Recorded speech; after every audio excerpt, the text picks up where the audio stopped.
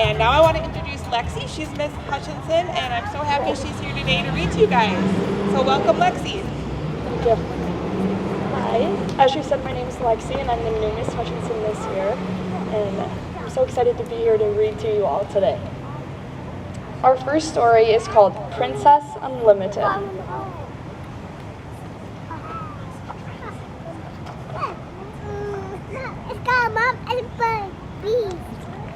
Princess Susan lived in a castle high atop a hill, in a room filled with sparkles and frilly dresses.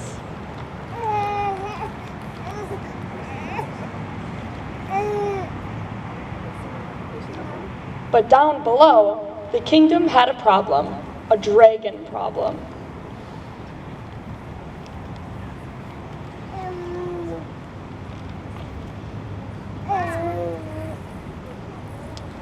Why don't you buy the knights swords, instead of making them use hedgehogs and drinking straws? The princess asked. I spent all the royal gold on sparkles and frills, said the king. A princess needs frills. They help her look fancy, agreed the queen.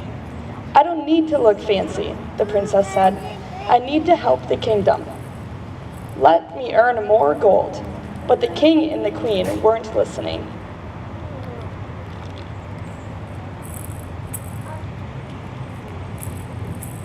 Psst, whispered Eleanor. The scullery maid. There's a job opening in the kitchen.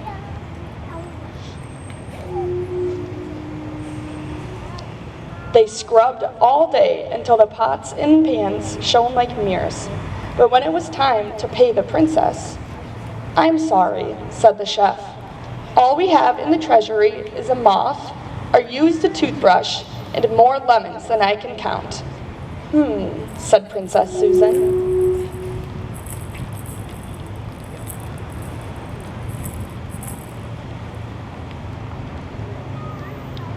Ice-cold lemonade for sale. Can't face the fiery breath of a dragon without a nice cold lemonade. I'll buy Mommy.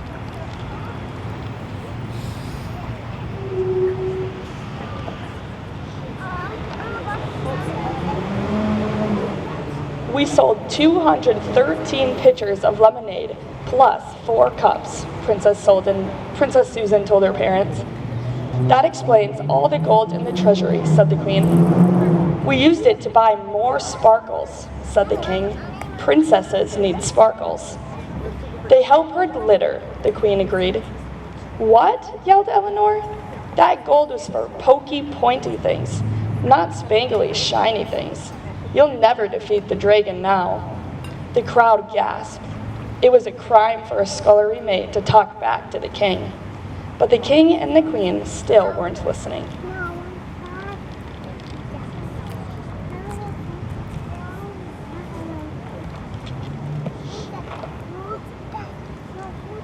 Princess Susan told Eleanor, I'm promoting you to Vice Princess of Brave Truth-Telling, and we're going to save this kingdom ourselves.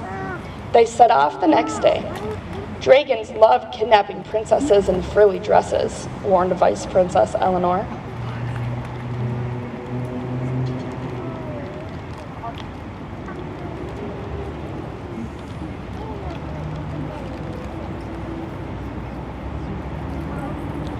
As they rode, they passed knights going to fight the dragon, and coming back.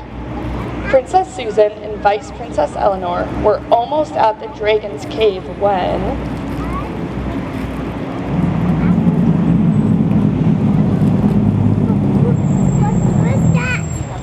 the dragon attacked. The princess threw a handful of sparkles into the air.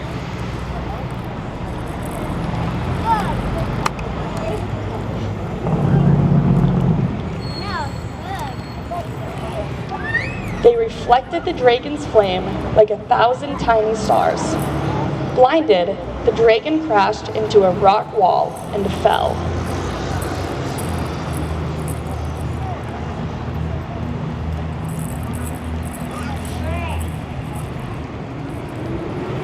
Wait, cried Vice Princess Eleanor.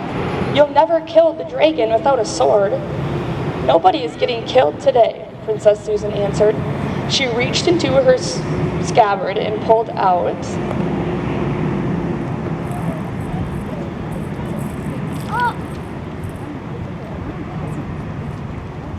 a contract.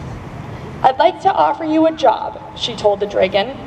"You'll be able to buy all the sparkles and frilly dresses you want without having to kidnap a single princess. Hook your house up to the Dragonfire network, get a Dragonfire fireplace, and never haul a load of wood again."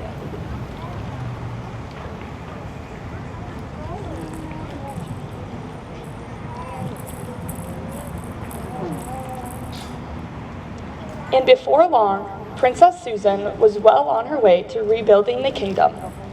"How did you afford this?" the king asked. "My partners and I sold 3,294 Dragonfire Network subscriptions, plus 10 one-week trials," Princess Susan said. Her parents looked at each other in amazement and ran off. The vice princess of brave truth-telling called after them, "You never listen."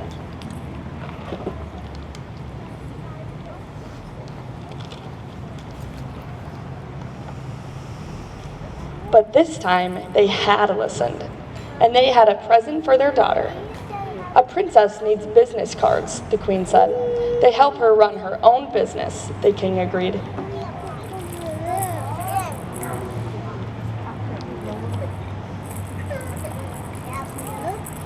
The end. All right, the next one is called Sleeping Cinderella and Other Princess Mix-Ups.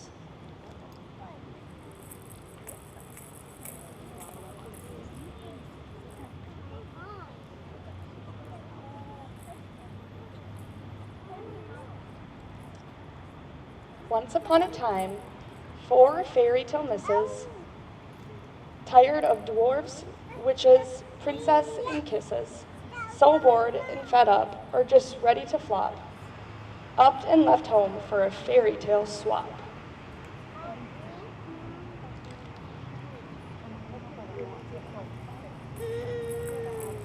"Enough," cried Snow White, and she threw down her broom. She stared in disgust at the state of the room. The sink was piled high with cups and with plates. Snow White moaned, "I'm so tired of these sloppy housemaids."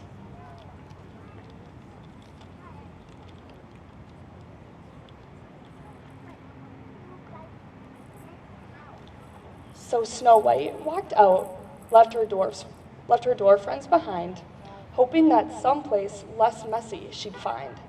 She walked and she walked for hour upon hour, until in the distance she spotted a tower.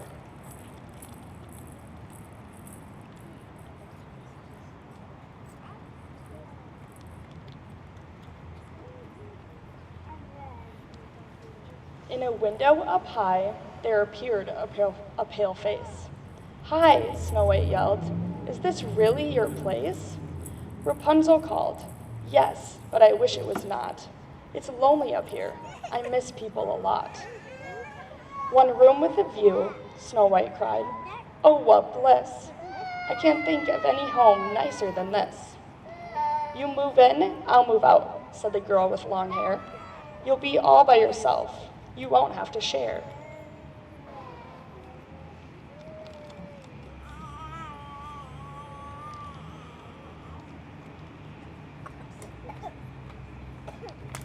So Rapunzel left Snow and the tower behind, hoping that someplace more lively she'd find. She walked and she walked till she noticed a teen in glass slippers and gown, royal as a queen.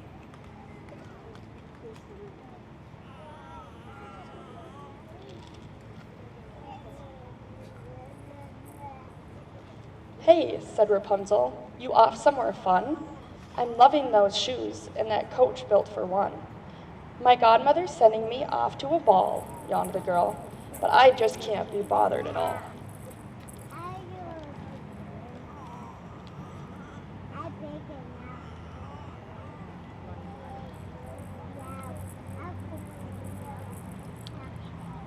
"I've been slaving for weeks. My name's Cinderella.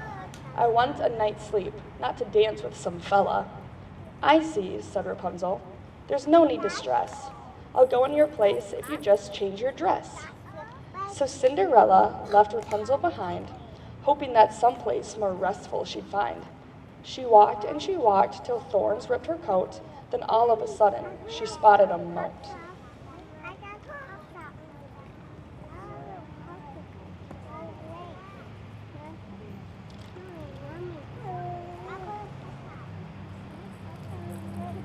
In the castle, a maiden with crown on her head slept on the comfiest, springiest bed. Cinderella leaned over, but whoops, down she fell. Her lips brushed the girl, who awoke with a yell. Sorry, cried Cinderella, what poor form, but I badly need sleep, and your bed looks so warm.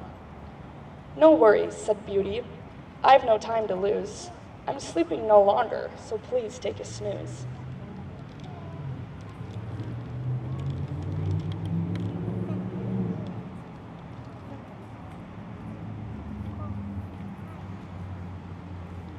Yes, Beauty was glad to leave the girl reclined, hoping that someplace more thrilling she'd find. She walked till a house in a clearing she spied, with 2 smoking chimneys and a door open wide. Creeping inside, Beauty felt her heart flutter. She saw several dwarfs trapped beneath piles of clutter. Gracious, said Beauty, shall I help with that? I long to be busy, to work and to chat.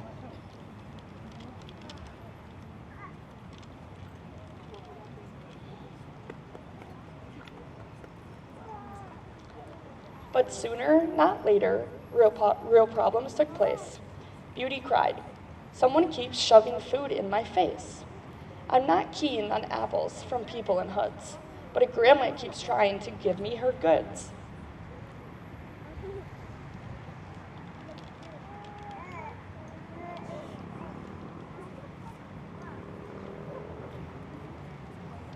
Back home, Beauty found Cinderella dismayed. Your prince friend just kissed me awake. I'm afraid. I'm sorry to say, but he's rather a flirt. Plus, this spinning wheel's sharp. Someone's gonna get hurt.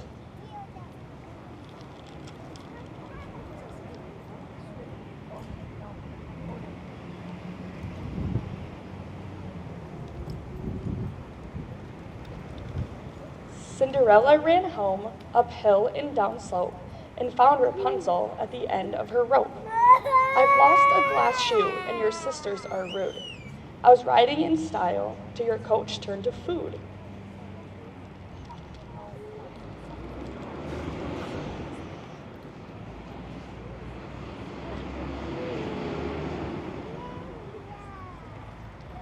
Then, in pain, Rapunzel limped off to her tower to soak her tired feet and to take a hot shower. Snow White was still there, but as bored as could be. She said, phew, am I glad that you're home finally. I'm missing my dwarfs, I'm forlorn and barefoot. Plus, you didn't mention a witch when you left. She's possessive and clingy, too needy I find. I can't wait to leave here, I hope you don't mind.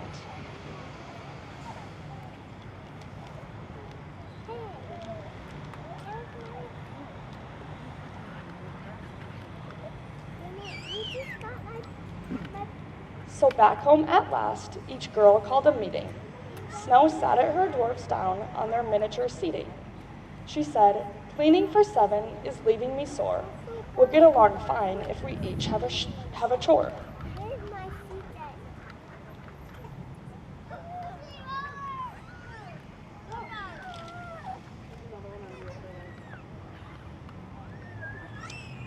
Rapunzel explained to her witch that she'd like 1-day trip together a week for a hike.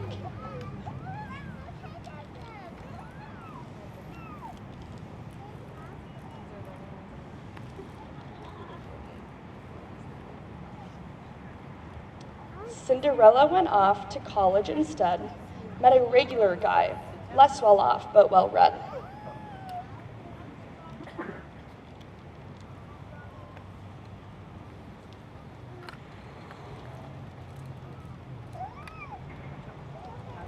I'm so over spinning, poor Beauty decreed. From now on, I'll knit stuff, and then I won't bleed.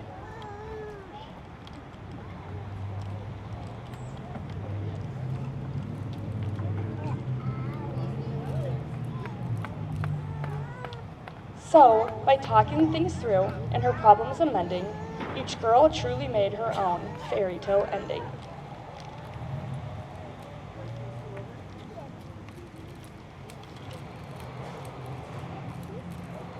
The end.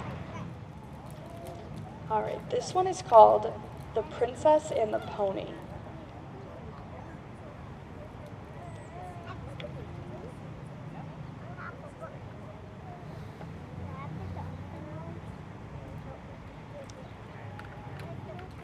In a kingdom of warriors, the smallest warrior was Princess Pinecone, and she was very excited for her birthday.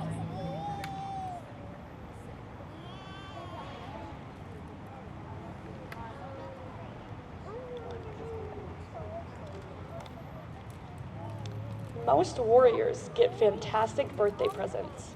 Shields, amulets, helmets with horns on them, things to win battles with, things that make them feel like champions. Princess Pinecone got a lot of cozy sweaters. Warriors do not need cozy sweaters.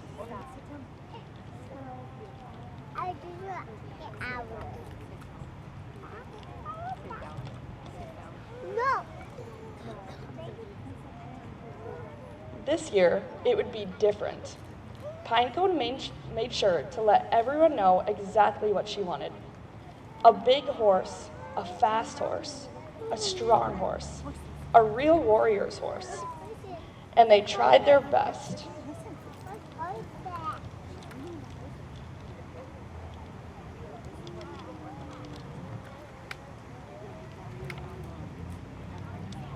But they didn't get it quite right.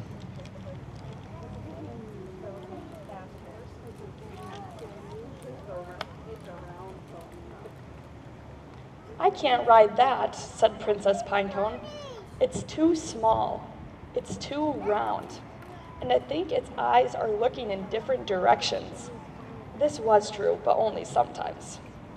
But you can't say no to a birthday present. So she took the little pony to her room, where it ate things it shouldn't have and farted too much.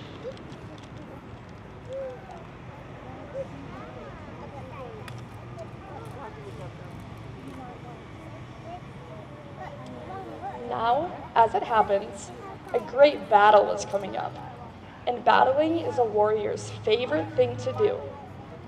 The princess tried to teach the pony how to be a real warrior's horse.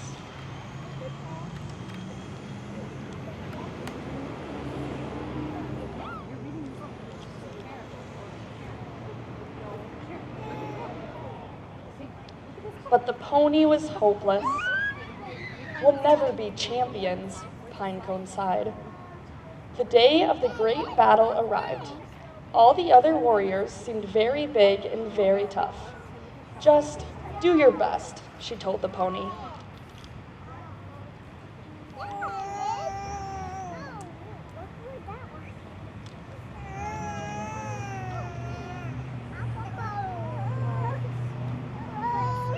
The starting horn sounded, and what a battle it was. There were dodgeballs and spitballs and hairballs and square balls. Those were new. People were getting knocked over left and right. Pinecone stood at the edge, looking for her chance to dive in.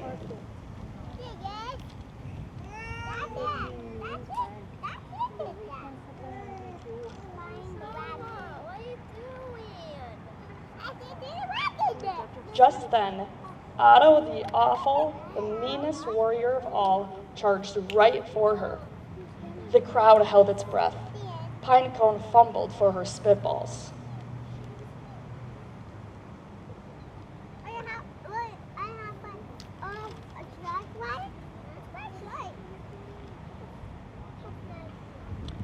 But Otto stopped in his tracks. His eyes grew very wide. "Aw," he said, "what a cute little pony. Who would want to hurt a roly-poly pony like you?"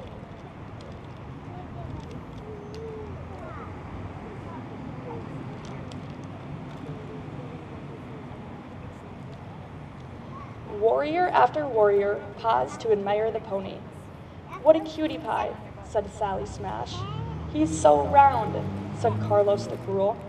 Aw, he looks a bit like me, said Huge Harold. Pinecone was flabbergasted, flummoxed, and floored. This is not how a battle usually goes, she said.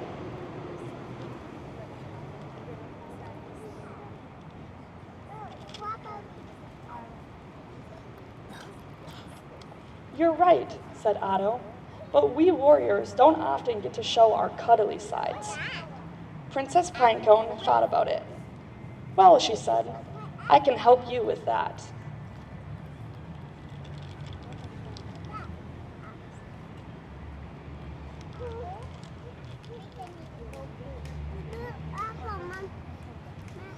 Soon, all the warriors had their cozy sweaters.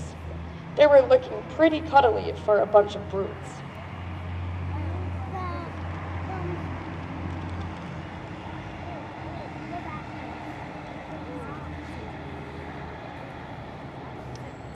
Everyone voted Pinecone and the pony the most valuable warriors of the day. Pinecone threw her arms around the pony. You're the best horse a warrior could ask for, she cheered. Nothing can stop a team like us.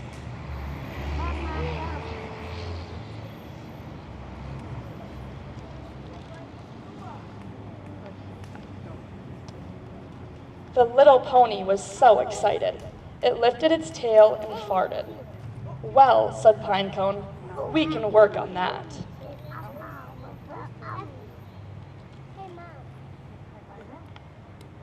The end.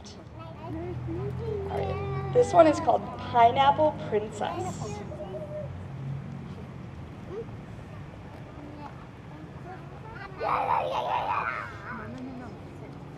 I am deeply, deeply misunderstood.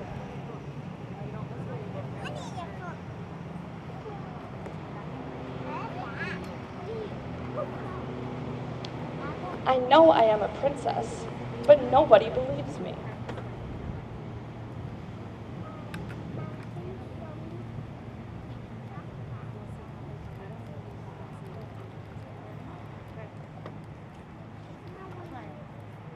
Princesses should do whatever they want, especially at bedtime.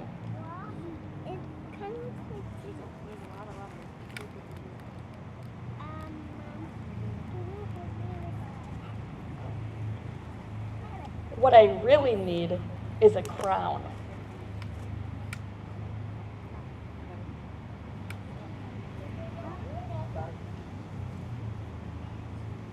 I get to work.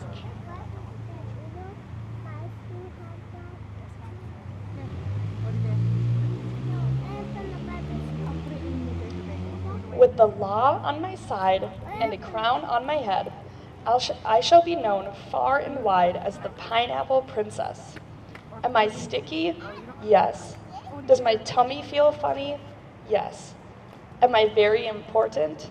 Yes.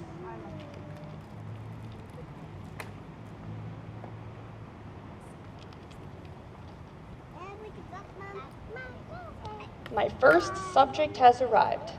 More quickly follow.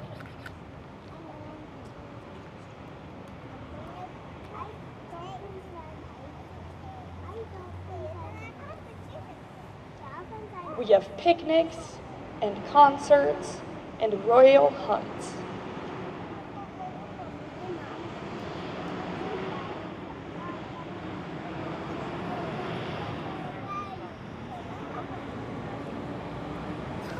I am legendary.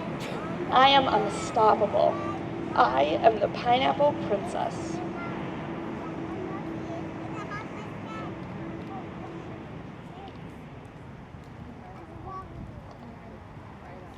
But there are problems.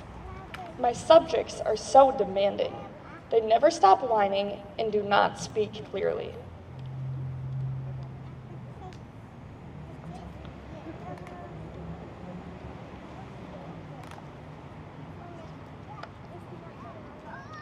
They make poor soldiers, worse cooks, and terrible handmaids. I try to be a kind and compassionate ruler, but it doesn't work.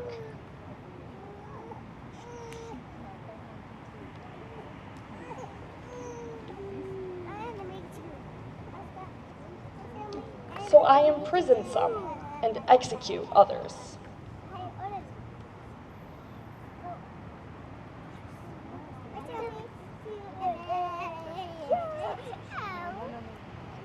I sense a rebellion.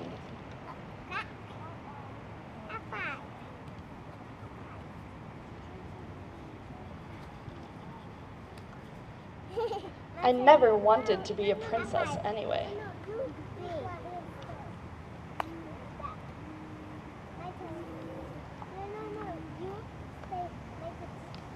I am a warrior queen.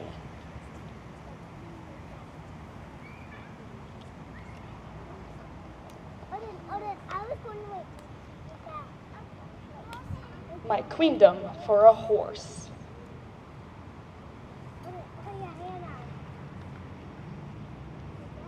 The end. Is her queen really for, or is her kingdom really for a horse?